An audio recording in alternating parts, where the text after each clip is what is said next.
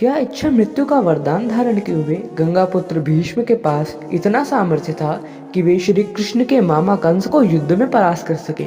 और क्या कंस महाबली भीष्म को युद्ध में परास्त कर पाया था, या इन दोनों का कभी युद्ध हुआ ही नहीं? इन दोनों में से अधिक शक्तिशाली कौन था? आइए आज के इस वीडियो में हम यही जानने का प्रयास करते हैं। तो जय श्री कृष्ण मित्रों, तो स्वागत है आप सभी का आपके अपने यूट्यूब चैनल हिस्ट्री डिस्कस में। यदि आपने हमारे यूट्यूब चैनल को अभी तक सब्सक्राइब नहीं किया है तो कृपया पास में लगे सब्सक्राइब बटन को प्रेस करें और हमारे चैनल को सपोर्ट करें, क्योंकि हम ऐसे ही सनातन धर्म से संबंधित अलग अलग प्रकार की जानकारियाँ यूट्यूब पे अपलोड करते रहते हैं। आज की इस वीडियो में हम आपको यह बताने वाले हैं कि महाभारत काल में हुए कंस और भीष्म में कौन अधिक शक्तिशाली योद्धा था।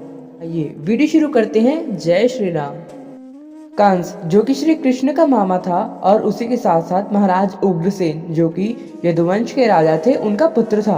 अपने बचपन में ही बहुत बलवान हो गया था। कंस को मल्ल युद्ध अति प्रिय था और वे बहुत अधिक बलवान था शारीरिक रूप से। उसने अपने जीवन काल में बहुत से योद्धाओं को परास्त किया था। आइए जानते हैं उनके नाम। एक बार जब जरासंध ने दिग्विजय यात्रा की थी तब उस समय उसकी सेना में एक कौहिल्यापीड़ नाम का हाथी था, जिसे कहा जाता है कि उसमें 1000 हाथियों का बल था। एक बार परिस्थिति ऐसी बनी कि वह हाथी गुस्से में आकर अकेले ही इसके ऊपर आक्रमण कर देता है। उस समय महाबलवान कंस ने उस हाथी को उठाकर फेंक दिया था और वह हाथी जाकर सीधा जरासंध की सेना के शिविर में गिरा था। इस बात से प्रभावित होकर जरासंध ने अपनी दोनों पुत्रियों का विवाह कंस के साथ कर दिया था। एक बार कंस खुद माहिष्मतिपुरी गया। माहिष्मति के राजा के 5 पुत्र महाबलवान एवं बलिष्ठ थे। पांचों योद्धा मल्ल युद्ध के बड़े प्रेमी एवं बलवान थे। उस समय वहां पर कंस ने एक एक कर उन पांचों को युद्ध भूमि में परास्त कर डाला और अपना दास बना लिया। उसने एक केसी नाम के राक्षस को भी युद्ध में परास्त किया था। दैत्य की आकृति घोड़े के समान थी। कंस ने उसको युद्ध भूमि में परास्त कर उसी पर सवारी करने लगा था। कंस ने एक बार महेंद्र पर्वतमाला को उखाड़कर उसे भी हिला दिया था, जहां पर परशुराम जी स्वयं तपस्या कर रहे थे। परशुराम जी बड़े अधिक कुपित हुए थे, परंतु कंस ने स्वयं से ही परशुराम जी के समक्ष नतमस्तक हो गया था और उनको सादर प्रणाम किया था। परशुराम जी ने महाभयंकर वैष्णव धनुष कंस को दिया। यह कहा कि तुम इस पर प्रत्यंचा चढ़ाओ। कंस ने उस महाभयंकर विशाल धनुष पर प्रत्यंचा चढ़ाकर भगवान परशुराम को अति प्रसन्न कर दिया था। परशुराम जी ने वह धनुष स्वयं कंस को ही दे दिया था और कहा था कि जो व्यक्ति इस धनुष पर प्रत्यंचा चढ़ा देगा उसी के हाथों कंस की मृत्यु होगी। कंस ने एक और राक्षस को परास्त किया था जिसका नाम था अघासुर। अघासुर सांप की आकृति के समान था। कंस ने उसके साथ हुए युद्ध में उसको इतना मारा था और उसको बाद में मारते मारते अपने गले की माला बना ली थी और उसे भी तत्पश्चात उसने अपना दास बना लिया था। इसी समय बंग देश में एक अरिष्ट नाम का एक दैत्य रहता था जो कि बड़ा शक्तिशाली था और उसकी आकृति बैल के समान थी। ने उसके साथ हुए युद्ध में भी उसको परास्त कर डाला और उसको भी अपना दास बना लिया। इसके पश्चात कंस प्रयाग ज्योतिषपुर के राजा नरकासुर के पास गया। सर्वप्रथम कंस ने प्रलंबासुर नाम के राक्षस को युद्ध भूमि में गिरा के बहुत मारा और उसको परास्त किया।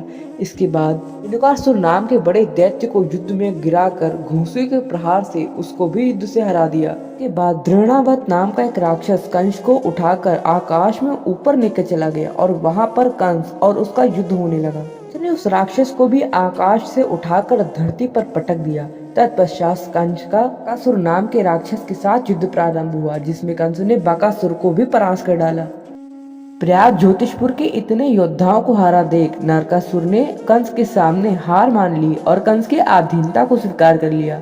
इसके पश्चात कंस ने संभरासुर नाम के राक्षस की नगरी में गया। अत्यंत शक्तिशाली संभरासुर ने भी कंस की अधीनता स्वीकार कर ली। कंस ने व्योमासुर नाम के एक राक्षस को भी पर्वत पर ही पराजित कर दिया था और उसे भी अपना दास बनाया था। पश्चात शंबरासुर के राज्य को जीतने के बाद कंस ने बाणासुर की नगरी पर आक्रमण किया और बाणासुर जो कि स्वयं में ही महाबलवान एवं शक्तिशाली था, उसको आया देख बाणासुर बहुत अधिक क्रोधित हुआ था और बाणासुर ने अपना पैर इतनी जोर से धरती पर मारा कि घुटने तक उसका पैर धरती में जा धंसा। और बाणासुर ने कंस को यह कहा कि तुम मेरा ये पैर ही निकाल दो।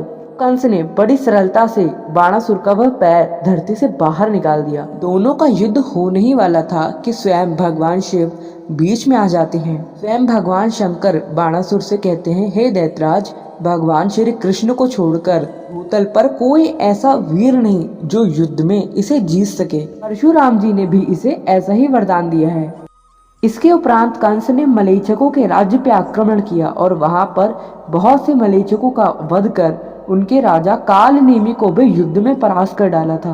इसके पश्चात कंस ने अपनी सारी शक्ति के साथ अमरावती यानी देवताओं की राजधानी पर आक्रमण किया। युद्ध की शुरुआत में ऐरावत हाथी को अपने एक मुक्के से युद्ध से बाहर कर दिया था। इसने देवराज इंद्र के वज्र के प्रहार को अपनी शक्तिशाली गदा से रोक दिया था। इसने अपने शक्तिशाली प्रहारों से देवराज इंद्र को चोटिल कर दिया था। कंस ने उसी वैष्णव धनुष का प्रयोग किया था जो भगवान परशुराम ने कंस को प्रसन्नता पूर्वक दिया था। इसने उस वैष्णव धनुष के प्रयोग से समस्त देवताओं को युद्ध में परास्त कर दिया। स्वर्ग के सिंहासन को लेकर स्वयं अपनी राजधानी लौट आया था।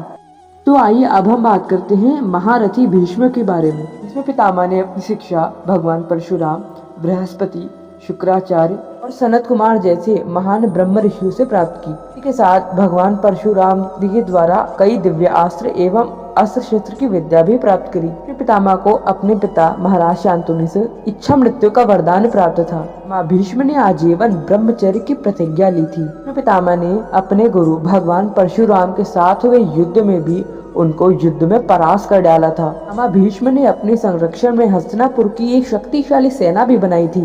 माँ भीष्म स्वयं इतने अधिक शक्तिशाली थे कि स्वयं कंस और जरासंध जैसे योद्धाओं ने भी कभी भी हस्तिनापुर राज्य पर आक्रमण नहीं किया। देवव्रत भीष्म की शक्ति को महत्व दिया। माँ भीष्म के बाणों में गंगा माँ का प्रवाह रोक देने की शक्ति थी। भारत के युद्ध में भी पितामह भीष्म ने पांडवों की सेना का बहुत अधिक सर्वनाश किया था। प्रतिदिन 10,000 योद्धाओं का वध करने वाले भीष्म कई बार पांडवों के सामूहिक हमलों को एक साथ रोक दिया करते थे। पितामह भीष्म बहुत अधिक शक्तिशाली थे। उन्होंने युद्ध भूमि में न जाने कितनी ही बार अनेकों योद्धाओं को परास्त किया था। महाभारत युद्ध में पितामह भीष्म ने इतना भीषण युद्ध किया था कि स्वयं भगवान श्री कृष्ण ने अपने शस्त्र न उठाने की प्रतिज्ञा को ही तोड़ दिया था।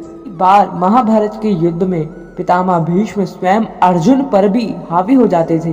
युद्ध कला के साथ साथ पितामह भीष्म के पास कई दिव्य अस्त्र भी थे, जैसे कि आग्नेयास्त्र, पर्जन्यास्त्र, वायु अस्त्र, सूर्यास्त्र, ब्रह्मास्त्र, इंद्रास्त्र इत्यादि। इसी के साथ भीष्म के पास अलग अलग प्रकार के शक्ति अस्त्र भी थे। इसका प्रयोग उन्होंने युद्ध भूमि में अर्जुन के खिलाफ कई बार किया था। दिव्यास्त्र और युद्ध कलाओं के साथ ही गंगापुत्र भीष्म को रणनीति, युद्ध नीति, राजतंत्र, राजदंड, अध्यात्म, वैदिक गणित इन सबका ज्ञान भी प्राप्त था। अब बात करते हैं कंस और पितामह भीष्म में कौन अधिक शक्तिशाली था। देखिए, इन दोनों का युद्ध अपने जीवन काल में कभी नहीं हुआ। इन दोनों ने ही एक दूसरे की शक्ति को महत्व दिया और एक दूसरे पर आक्रमण कभी नहीं किया। और यदि दोनों का युद्ध होता तो किसी भी परिस्थिति में न कंस पितामह भीष्म का वध कर पाते और न पितामह भीष्म कंस का वध कर पाते। श्री कृष्ण के हाथों ही कंस की मृत्यु तय है। यह बात स्वयं भगवान शिव बाणासुर को बताते हैं। कंस कभी भी किसी भी परिस्थिति में गंगापुत्र भीष्म को मार नहीं सकता था। स्वयं भीष्म पितामह को इच्छा मृत्यु का वरदान प्राप्त था। ये अब देखते हैं इन दोनों में से असलियत में कौन अधिक शक्तिशाली था। देखिए, जहाँ तक बात करें दिव्यास्त्र और अलग अलग प्रकार के ज्ञान के विषय में, तो निश्चित ही भीष्म पितामह अधिक थे। तो मल्ल युद्ध हो, स्वर्ग पे आक्रमण करना हो या अलग अलग राक्षसों को युद्ध में परास्त करके अपना दास बना लेना हो, कई मामलों में कंस पितामह भीष्म से आगे था।